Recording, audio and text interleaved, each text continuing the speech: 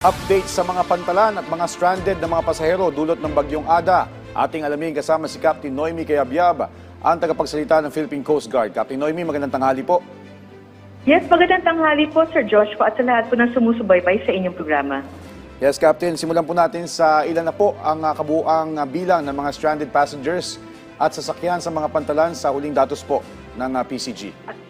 Yes, as we speak po, Sir Joshua, wala na po tayong reported na stranded na pasahero po sa lahat po ng pantalan. Alright.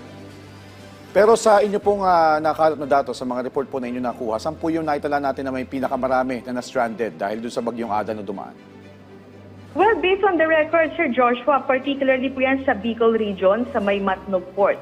Yan po talaga malaking bilang na meron po tayo mga stranded na pasahero ng nakaraang araw po. At kumusta naman po yung kasalukuyang estado ng sea travel suspensions? At since nabanggit nyo nga na wala ng stranded, nabuksan na po ba ito o may kailangan pa pong update? Yes, lifted na rin po lahat yung mga cancellation na nangyari po nung nakaraang araw. So dahil gumanda na rin po yung panahon at wala na rin po nakataas na signal sa iba't ibang area, so definitely po, Sir Joshua, lifted na po or canceled na po lahat ng ating mga suspension po. At hingin din po namin yung update o kumustahin namin yung tulong na naibigay po ninyo doon sa mga na-stranded na pasahero habang suspendido nga yung biyahe. Yes, Sir Joshua, pagdating naman po sa mga stranded passengers, we are in close coordination with the local government unit, with the Philippine Ports Authority, kasama po yung mga shipping company. So nag-provide po tayo ng mga basic essentials po ng mga stranded na pasahero po. Alright. Maiba po tayo ng konti. May sinasagawa po bang search and rescue operations ang PCG dahil po dito sa Bagyong Ada? At kung meron po, saan po ito? Yes, pagdating po sa Bagyong Ada, meron po tayong 3 na natanggap na mga maritime incidents. And out of that 3 incidents po, 31 ang na-rescue po ng Philippine Coast Guard. Although meron po tayong isang reported na casualty, particularly sa area po ng Surigao.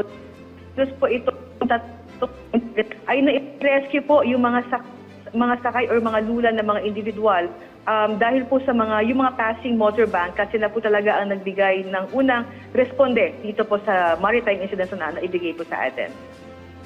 Alright.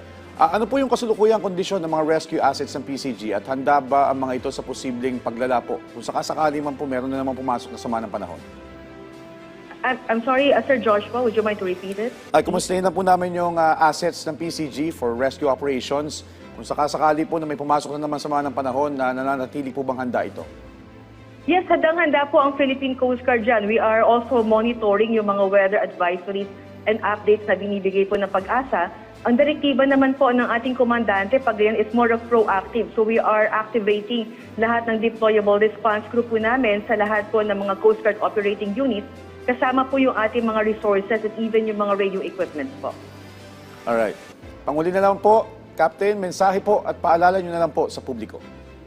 Yes, ang ating lang pong paalala sa ating pong mga kababayan na sasakay po ng mga sasakyang pangdagat, unang-una ay palagi pong i-check yung mga weather updates na ibinibigay po ng Pag-asa. Palagi pong sumunod sa mga direktiba, particularly yung mga sasakay po ng mga motorboats na palagi pong isuot ang inyong mga life jacket.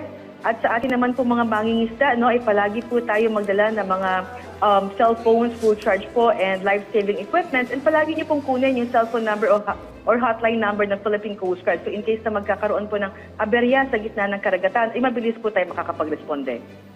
Okay, maraming salamat po sa inyong oras at sa update, Captain Noemi Cayabyab, ang tagapagsalita ng Philippine Coast Guard. Maraming salamat po at magandang hapon po. Thank you, Captain.